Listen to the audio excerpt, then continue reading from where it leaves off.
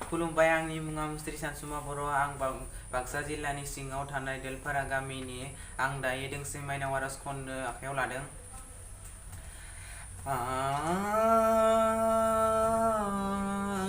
आइ बिमा माइनाव माइ महर लानानै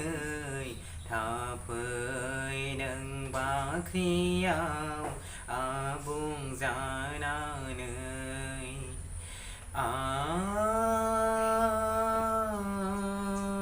आइ बिमा माइनाव माइरं महर जानानै थाफै नों माहिन्दोआव आबुं जानानै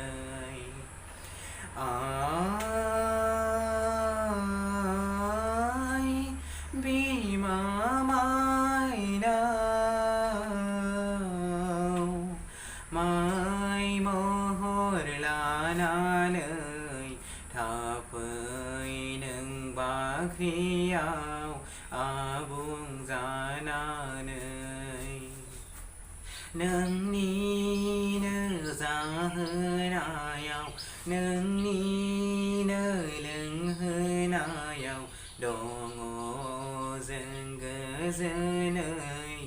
आयै मुलुग संसाराव नोंनिनो जाहोनायाव नोंनिनो लोंहोनायाव दङ जों गोजोनै आयै मुलुग संसाराव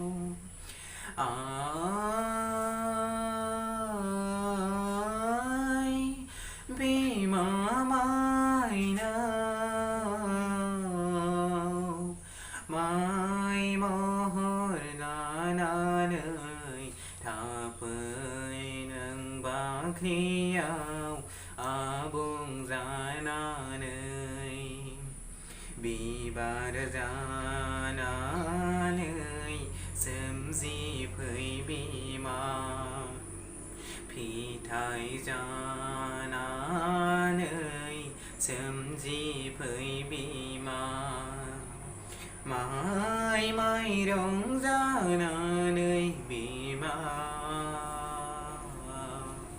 थाफै जोंनि नखराव जोंनि नखराव माइ माइरं जानानै बिमा थाफै जोंनि नखराव जोंनि नखराव थाफै जोंनि नखराव जोंनि नखराव